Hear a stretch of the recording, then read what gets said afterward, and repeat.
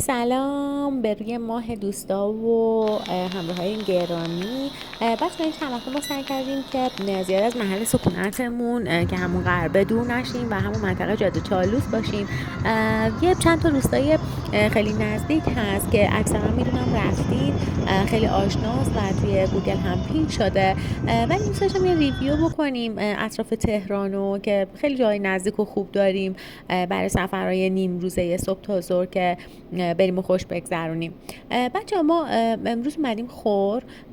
بعد از روستای ارنگه هست که هفته قبل ازش ویدیو گذاشته بودم، هفت چشمه.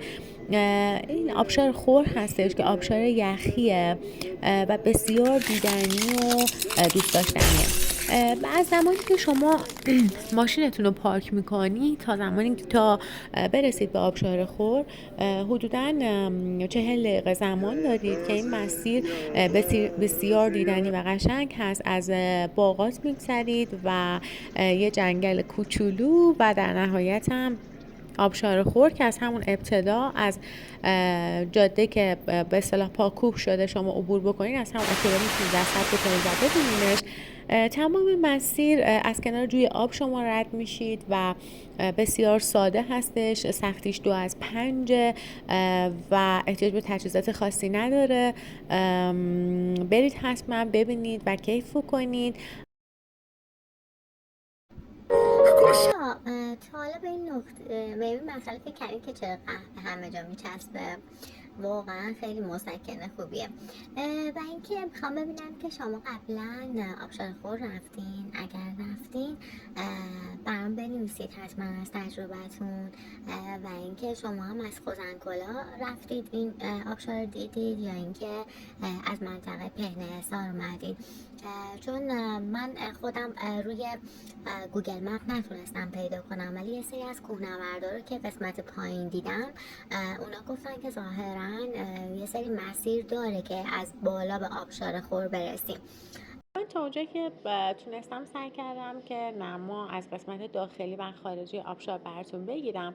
اینجا دهنه قارمانندی هستش که پشت آبشار قرار داره و از این قسمت هم شما میتونید به سمت کوها ویو بسیار زیبایی رو داشته باشید.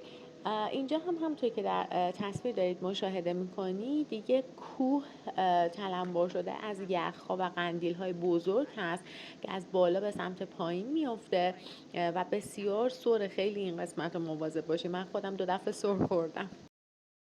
بچه این منطقه بسیار عالی هستش برای بچه های یخنورد. البته کسی که میخوان یخنوردی کنن باید تجهیزاتشون کامل باشه. شانس خوبمون، البته قبلا ما هواشناسی چک کرده بودیم میدونستیم، ولی خب بازم من میزنم که حساب شانس خوب انرژی مثبت. ما بالا یه بارش برف نیمه درشت داشتیم، خیلی کیف داد. معمولا درجه هوا انقدر افت نداره که بخواید اذیت بشید، ولی خب خیلی تجربه خوبیه در کنار قندیل‌ها و اون سرمایی که اونجا هستش بارش برف رو هم داشته باشید. امیدوارم شما هم برید و کلی بهتون خوش بگذره. نکته مهم، کل مسیر از کنار باغات عبور می‌کنید که باغدارا برای محصولاتشون خیلی زحمت میکشن. مواظب باشین که شاخه درخت‌ها رو نشکنید و وارد باغاتشون نشین چون جدی برخورد میکنن.